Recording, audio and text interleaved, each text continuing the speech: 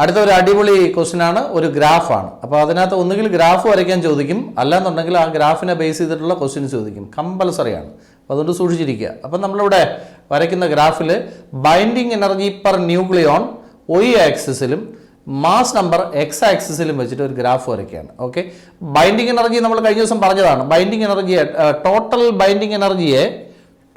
Binding എനർജിയെ number of nucleons കൊണ്ട് divide ചെയ്യുക. നമ്പർ ഓഫ് ന്യൂക്ലിയോൺസ് കൊണ്ട് നിങ്ങൾ ഡിവൈഡ് ചെയ്യുക. അപ്പോൾ നമുക്ക് ബൈൻഡിങ് എനർജി പെർ ന്യൂക്ലിയോൺ കിട്ടും. ഓക്കെ, അപ്പോൾ ബൈൻഡിങ് എനർജി ഓഫ് ഒരു ന്യൂക്ലിയോൺ നമുക്ക് കിട്ടിക്കഴിഞ്ഞു. അപ്പോൾ എന്താണ് ടോട്ടൽ ബൈൻഡിങ് എനർജി നമുക്കറിയാം. അതിനെ ബൈൻഡിങ് എനർജി പെർ ന്യൂക്ലിയോൺ കാണാൻ എന്ത് ചെയ്യും, ന്യൂക്ലിയോൺസിൻ്റെ എണ്ണം കൊണ്ട് ഡിവൈഡ് ചെയ്യുക. അപ്പോൾ ഒരെണ്ണത്തിൻ്റെ ബൈൻഡിങ് എനർജി കിട്ടും. ഓക്കെ, അത് ഞാൻ Y ആക്സിസിൽ മാർക്ക് ചെയ്തിരിക്കുന്നത് മില്യൺ ഇലക്ട്രോൺ വോൾട്ടിലാണ്. X ആക്സിസിൽ മാസ് നമ്പറും വെച്ചിട്ടാണ് ഈ ഗ്രാഫ് വരച്ചിരിക്കുന്നത്. അപ്പോൾ ഗ്രാഫ് നിങ്ങൾ കാണുന്നുണ്ട്, ഇവിടെ ഒരു കർവാണ്, ഒരു പ്രത്യേക ഷേപ്പിലാണ്, കണ്ടില്ലേ? ഇങ്ങനെ പോയി ഇങ്ങനെ രണ്ട് പീക്കൊക്കെ വന്നു, കണ്ടോ ഇവിടെ അടുത്ത പീക്ക്, എന്നിട്ട് അതാ ഇങ്ങനെ ഈ ഗ്രാഫ് ഇങ്ങനെ കണ്ടിന്യൂസ് ആയിട്ട് ഇങ്ങനെ പോയിക്കൊണ്ടിരിക്കുക. ഓക്കെ, അപ്പോൾ ഇതാണ് ഗ്രാഫ്. അപ്പോൾ ഈ ഗ്രാഫ് വരച്ച് പഠിക്കണം. ഇതിനകത്ത് ഈ പീക്കിൽ വരുന്ന എലിമെൻസിനെ നോക്കിയേ. ആദ്യത്തെ പീക്കിൽ വരുന്ന എലിമെൻറ്റ് ഹീലിയമാണ്, H ആണ്. ഓക്കെ, അടുത്ത പീക്കിൽ വരുന്നത് കാർബൺ ആണ്. ഓക്കെ, അടുത്ത ഓക്സിജൻ ആണ്. അപ്പോൾ പീക്കിൽ വരുന്ന 3 എലിമെൻസിനെയും കണ്ടു.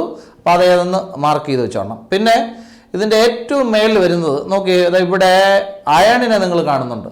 ഏറ്റവും കൂടുതൽ ബൈൻഡിങ് എനർജി പെർ ന്യൂക്ലിയോൺ ഉള്ളത് അയണിനാണ്. അപ്പോൾ binding energy per nucleon maximum ആയിട്ടിരിക്കുന്നത് അയണിനാണ്. Okay, maximum for iron 56. അപ്പോൾ അയൺ 56 ആണ്. ഓക്കെ, അതിനാണ് maximum binding energy per nucleon. ഒരു ന്യൂക്ലിയോണിൻ്റെ ബൈൻഡിങ് എനർജി ഏറ്റവും കൂടുതൽ അതിനാണ്. അത് ഒരു 8.75 MeV ആണ്, മില്യൺ ഇലക്ട്രോൺ വോൾട്ട് ആണ്. ഓക്കെ, ഇനി അടുത്തത് നിങ്ങൾ നോക്കുമ്പോഴത്തേക്ക് ഇതിനകത്തുള്ള ലൈറ്റർ ന്യൂക്ലിയസുകളെ, ഹൈഡ്രജനെയൊക്കെ നിങ്ങൾ കാണുന്നുണ്ട്. ഹൈഡ്രജൻ, ലിഥിയം അങ്ങനെയുള്ള സാധനങ്ങളൊക്കെ നിങ്ങൾ കാണുന്നുണ്ട്. അതുപോലെ ഈ ഗ്രാഫിൽ യുറേനിയം പോലുള്ള ഹെവിയർ ആയിട്ടുള്ള സാധനങ്ങളെയും കാണുന്നുണ്ട്. അപ്പോൾ ലൈറ്റർ ആയിട്ടുള്ള സാധനങ്ങളുടെയൊക്കെ ബൈൻഡിങ് എനർജി പെർ ന്യൂക്ലിയോൺ വളരെ കുറവാണ്.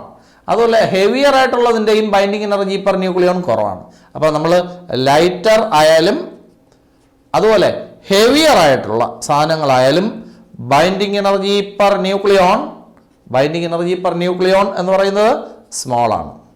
ഓക്കെ, ഇനി മാസ് നമ്പർ ഒരു 30, നമ്മളിപ്പോൾ 30 ഒക്കെ എടുക്കുമ്പോഴത്തേക്ക് ഏകദേശം ഇവിടെയൊക്കെ വരും. ഓക്കെ, ഒരു 30 to ഒരു 170. അപ്പോൾ 30 to 170 വരെ മാസ് നമ്പർ ഉള്ളവന്മാർക്ക്, അപ്പോൾ 30യേക്കാളും വലുതും പിന്നെ 170യേക്കാളും ചെറുതും ആ റേഞ്ചിൽ വരുന്ന മാസ് നമ്പർ ഉള്ളവന്മാരുടെ എല്ലാം ബൈൻഡിങ് എനർജി നോക്കിയാൽ, ബൈൻഡിങ് എനർജി പെർ ന്യൂക്ലിയോൺ നോക്കിയാൽ ആൾമോസ്റ്റ് കോൺസ്റ്റന്റ് ആണ്. ഗ്രാഫ് ആൾമോസ്റ്റ് ഹൊറിസോണ്ടൽ ആണ്. അപ്പോൾ 30 to 170 വരുന്നവർക്കെല്ലാം ബൈൻഡിങ് എനർജി പെർ ന്യൂക്ലിയോണിൻ്റെ ആൻസർ ആൾമോസ്റ്റ് കോൺസ്റ്റന്റ് ആണ്. ഇത്രയാണ് നമ്മൾ ഗ്രാഫിൽ നിന്ന് കാണുന്ന കാര്യങ്ങൾ. അപ്പോൾ എന്തൊക്കെയാണ് ഗ്രാഫിൽ നിന്ന് കണ്ട കാര്യങ്ങൾ? See binding energy per nucleon is strong. അത് മില്യൺ ഇലക്ട്രോൺ വോൾട്ടിനാണ് മെഷർ ചെയ്തിരിക്കുന്നത്. ഇനി ടോട്ടൽ ബൈൻഡിങ് എനർജിയെ നമ്പർ ഓഫ് ന്യൂക്ലിയോൺസ് കൊണ്ട് ഡിവൈഡ് ചെയ്യുമ്പോൾ കിട്ടുന്ന ആൻസറാണ് ബൈൻഡിങ് എനർജി ഓഫ് 1 ന്യൂക്ലിയോൺ. അതാണ് Y ആക്സിസിൽ. X ആക്സിസിൽ മാസ് നമ്പർ ആണ്. ഇനി ഈ ഗ്രാഫിനകത്ത് പീക്കിൽ വരുന്ന എലിമെന്റ്സ് ഏതൊക്കെ? Helium, carbon, oxygen. ഇനി ഏറ്റവും കൂടുതൽ ബൈൻഡിങ് എനർജി പെർ ന്യൂക്ലിയോൺ ഉള്ളത് അയൺ 56-നാണ്. അതിന്റെ ബൈൻഡിങ് എനർജി പെർ ന്യൂക്ലിയോൺ എന്ന് പറയുന്നത് 8.75 MeV ആണ്. ഇനി ലൈറ്റർ ന്യൂക്ലിയസുകൾക്കും ഹെവിയർ ന്യൂക്ലിയസുകൾക്കും binding energy per nucleon less ആണ്. ഇനി 30 to 170 റേഞ്ചിൽ മാസ് നമ്പർ വരുന്നവന്മാർക്കെല്ലാം binding energy per nucleon almost constant ആണ്. ഇത്രയാണ് ഗ്രാഫിൽ നിന്നുള്ള ഒബ്സർവേഷൻസ്. ഇനി ഓരോന്നിൻ്റെയും കൺക്ലൂഷൻസ് ആണ് അടുത്ത് നമ്മൾ പറയുന്നത്. അപ്പോൾ ഓരോന്നിൻ്റെയും കൺക്ലൂഷൻസ് ഞാൻ പറയാം. നമ്മുടെ ഇവിടെ binding energy per nucleon mark ചെയ്തിരിക്കുന്നത് മില്യൺ ഇലക്ട്രോൺ വോൾട്ടിൽ എന്നാണ്. ഇതൊരു കാര്യത്തിൻ്റെ എവിഡൻസ് ആണ്. നമ്മൾ കഴിഞ്ഞ ദിവസം പറഞ്ഞു ഈ നമ്മുടെ ന്യൂക്ലിയർ ഫോഴ്സിനെ പറ്റി. ഈ ന്യൂക്ലിയർ ഫോഴ്സ് എന്ന് പറയുന്നത് അട്രാക്ഷൻ ആണെന്ന് അറിയാം. സ്ട്രോങ് അട്രാക്ഷൻ ആണ്. അതിൻ്റെ എവിഡൻസ് ആണ് നമ്മുടെ ഇവിടെ ബൈൻഡിങ് എനർജി പെർ ന്യൂക്ലിയോൺ നമ്മൾ മില്യൺ ഇലക്ട്രോൺ വോൾട്ടിൽ മാർക്ക് ചെയ്തതിൻ്റെ കാരണം. ഇനി 30 to 170 റേഞ്ചിൽ binding energy per nucleon constant ആണ് അല്ലേ? ഇതൊരു കാര്യത്തിൻ്റെ എവിഡൻസ് ആണ്. ഷോർട്ട് റേഞ്ച്ഡ് ആണ് ന്യൂക്ലിയർ ഫോഴ്സ്. ഷോർട്ട് റേഞ്ച്ഡ് ആണ് ന്യൂക്ലിയർ ഫോഴ്സ് എന്നുള്ളതാണ്. അപ്പോൾ ന്യൂക്ലിയർ ഫോഴ്സ് ഷോർട്ട് റേഞ്ചർ എന്നുള്ളതിൻ്റെ എവിഡൻസ് ആണ് 30 to 170 റേഞ്ചിൽ binding energy per nucleon constant വന്നത്. ഇനി നമ്മൾ നോക്കാം, നമുക്ക് ന്യൂക്ലിയർ ഫിഷൻ എന്ന് പറയുന്ന ഒരു പ്രോസസ്സ് എടുക്കാം. ന്യൂക്ലിയർ ഫിഷൻ എന്താണ്? ന്യൂക്ലിയർ ഫിഷൻ എന്ന് പറഞ്ഞാൽ ഒരു ഹെവിയർ ആയിട്ടുള്ള ന്യൂക്ലിയസിനെ സ്പ്ലിറ്റ് ചെയ്തിട്ട് അപ്രോക്സിമേറ്റ്ലി ഈക്വൽ മാസുള്ള 2 പീസാക്കി മാറ്റുന്നു. ഈ പ്രോസസ്സ് നടക്കുമ്പോൾ എനർജി റിലീസ്ഡ് ആവും. ഈ പ്രോസസ്സിനെ വിളിക്കുന്ന പേരാണ് nuclear fission. So splitting up of a heavier nucleus into 2 approximately equal masses with the release of energy is known by the name nuclear fission. ഇവിടെ റിയാക്ഷൻ ഈ ആരോയുടെ ലെഫ്റ്റിൽ കാണുന്നത് റിയാക്ഷന് മുമ്പുള്ളവന്മാരാണ്. ആരോയ്ക്ക് ശേഷമുള്ളത് റിയാക്ഷന് ശേഷമുള്ളതാണ്, ഫിഷന് ശേഷമുള്ളതാണ്. ഈ മുമ്പുള്ളവന്മാരുടെ ബൈൻഡിങ് എനർജി പെർ ന്യൂക്ലിയോൺ നോക്കുക.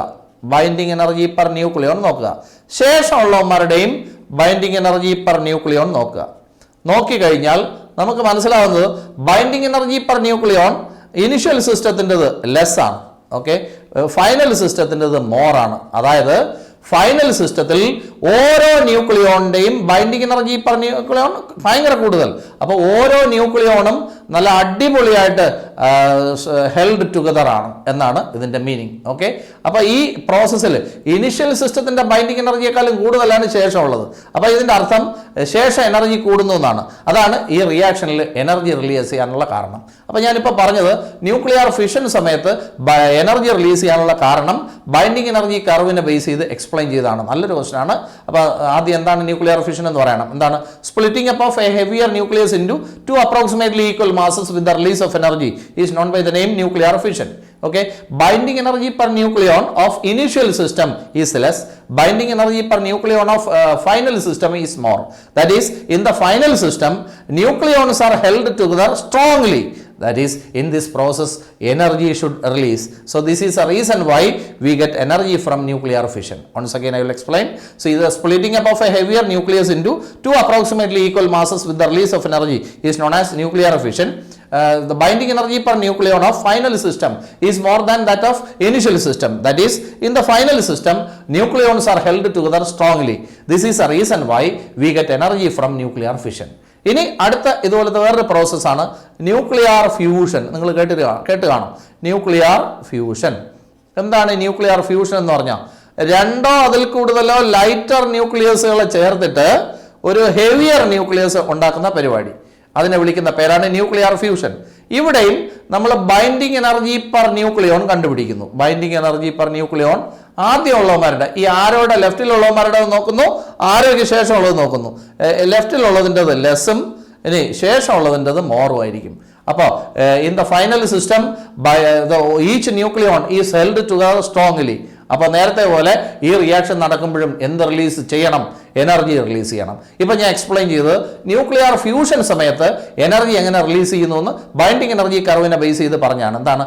the combining of 2 or more lighter nuclei to form a heavier nucleus with the release of energy is known as nuclear fusion. The binding energy per nucleon of final system is more than that of initial system. That is, in the final system, nucleons are held together strongly. So during this process, what will be released? Energy will be released. This is a reason why we get energy from nuclear fusion. So I will explain once again. See, what is nuclear fusion? The combining of 2 or more lighter nuclei to form a heavier nucleus with the release of energy is known as nuclear fusion. Here, the binding energy per nucleon of final system is more than that of initial system. So in the final system, nucleons are held together strongly. That is, in this process, energy should be released. This is a reason why we get energy, large amount of energy from nuclear fusion. അപ്പോൾ എല്ലാ എക്സ്പ്ലനേഷനും ആയി. അപ്പോൾ ഞാൻ starting out ഒന്നും കൂടെ പറയാം. So we are plotting binding energy per nucleon versus mass number. Mass number is represented by the letter A. So total binding energy divided by number of nucleons gives what? Binding energy of 1 nucleon. So it is marked along y-axis. Mass number is marked along x-axis. See, in the graph, see, binding energy per nucleon is shown in million electron volt. Okay. Then see, we can get 3 leaps, 3 heights. Okay. See, peaks. You find 3 peaks. See, what are the elements there? Helium, carbon, oxygen. Then at the uppermost point, what comes? Iron 56 comes. So it has a maximum binding energy per nucleon. Its binding energy per nucleon is 8.75 MeV. Then for heavier nucleus and lighter nuclei, binding energy per nucleon is small. If the mass number is in the range 30 to 170, binding energy per nucleon is almost constant because the graph is almost horizontal. Then these are the things we found from the graph. Okay, then conclusions. So what we understand from the graph. See, binding energy per nucleon is shown in million electron volt. So it is an indication of what? Nuclear force is strong attraction. Okay, this is the reason why we got the answer in million electron volt. Next, in the range 30 to 170, binding energy per nucleon is almost constant. It is an evidence of something. What is it? See, nuclear force is short ranged. Then see, you can find a heavier nuclei here. Uranium is a heavier nucleus. Am I right? Its binding energy per nucleon is less. So you consider some intermediate mass nucleus. So its binding energy per nucleon is comparatively greater. So you take the range 30 to 170. Their binding energy per nucleon is comparatively greater than that for uranium. Am I right? See, first we are explaining what is fission. So the splitting up of a heavier nucleus into two approximately equal masses with the release of energy is known as nuclear fission. So we are calculating the binding energy per nucleon of initial system and final system. Binding energy per nucleon of final system is more than that of initial system. That is, in the final system, nucleons are held together strongly. That is, in this process, what should be released? Energy should be released. This is the reason why we get large amount of energy in nuclear fission. Next, about nuclear fusion. What is nuclear fusion? Combining of two or more lighter nuclei to form heavier nucleus with the release of energy is known as nuclear fusion. Okay, in this process also we are calculating the binding energy per nucleon. Okay, for initial system and final system, binding energy per nucleon of final system is more than that of initial system. That is, in this process, see, the final system, nucleons are held together strongly. So energy should be released in this process. This is the reason why we get large amount of energy in nuclear fusion. Okay, അപ്പോൾ ഇത് എക്സാമിന് ചോദിക്കും. ഒന്നുകിൽ curve വരയ്ക്കാൻ പറയും, അല്ലെങ്കിൽ explain nuclear fission on the base of binding energy curve, അല്ലെങ്കിൽ explain nuclear fusion on the base of binding energy curve എന്ന് ചോദിക്കാം. അല്ലെങ്കിൽ ചോദിക്കും, in the range 30 to 170 binding energy curve is almost constant. This is an evidence of what? ചോദിക്കാം. പിന്നെ എന്താണ്? Which elements have binding energy less? Higher, so lighter and heavier nuclear have binding energy per nucleon small. Okay, intermediate mass 30 to 170 has binding energy per nucleon almost constant. Okay, അപ്പോൾ ഇതിൽ ഏത് part ചോദിക്കുമെന്ന് പറയാൻ പറ്റില്ല. Anyway ഒരു question നിങ്ങൾക്ക് expect ചെയ്യാം. Okay, ഇനി നമുക്ക് അടുത്തേക്ക് പോകാം.